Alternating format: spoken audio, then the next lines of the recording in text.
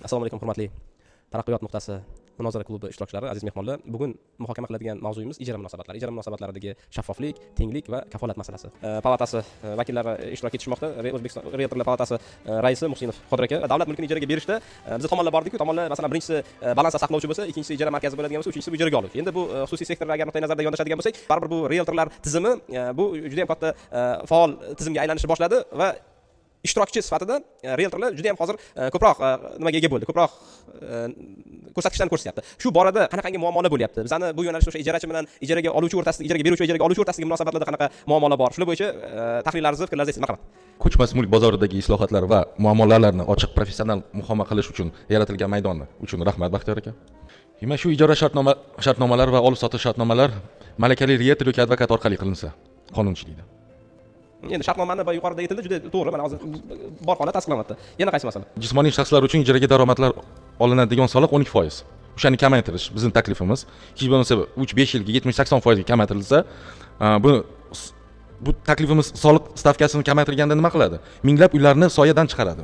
Qaysi masala? O'shani o'zi tushuntirib beravering. Ikkinchi masala shu tag'in xorijiy investorlarga, fuqarolarga $150,000 dan pastga sotib olishga imkoniyat berish kerak.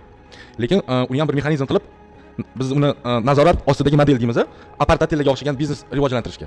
Ko'pchilik narsalarni kelib kichkina kvartira sotib olmoqchi edi, arendaga berishga. Biz o'shani ruxsat berishga va anchagina apartatellar ochishga anaqa bo'lar edi bu.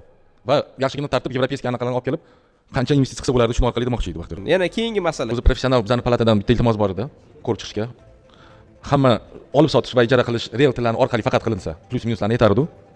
Bu xuddi biznesmen eksport import qiladiganlar, tamojadan olib keladigan mollarni chiqaradiganlar davlat va biznesmen o'rtasida deklarant turadi. Deklarant nimaga javob beradi? Haqiqiy narx ko'rsatilishi uchun undan bojlar to'lash hamma davlatga primoy anaqa independenslar rostaki narxdan to'lashga javob beradi. Kerak bo'lsa, uголовный ответственностьgacha. Xuddi shunaqa realtorlarni boshiga mana shundan qo'ysa, u davlatga katta kerak bo'lsa 10-100 barobar ham oshib keladi davlatga налогlar deymiz. U bitta zelkadan emas. Keyin misol hozir ko'pchilik biladi, kvartira sotib olasiz, asosan ikkilamchi bozorda 10 ming ko'rsatadi, u uzog'i bilan 100 ming berib oladi qo'liga. Shunaqa. Shu 10 mingdan to'laydi mol-mulk solig'ini ham. Biz majburiy qilsa, realtorlarni bo'yniga qo'ysa shuni, ularda zelka ko'proq bo'ladi, lekin davlatga katta anaqa bo'ladi. Ba'zan ham ko'tariladi. Налог undirish bazasi ko'tariladi, 10-100 barobar ko'tariladi. Realtor orqali sotsam, meni tannarxim oshadimi, oshmaydimi? Oshib ketadi-ku. Shuning uchun majburlash masalasiga kelganda ehtiyot bo'lishimiz kerak.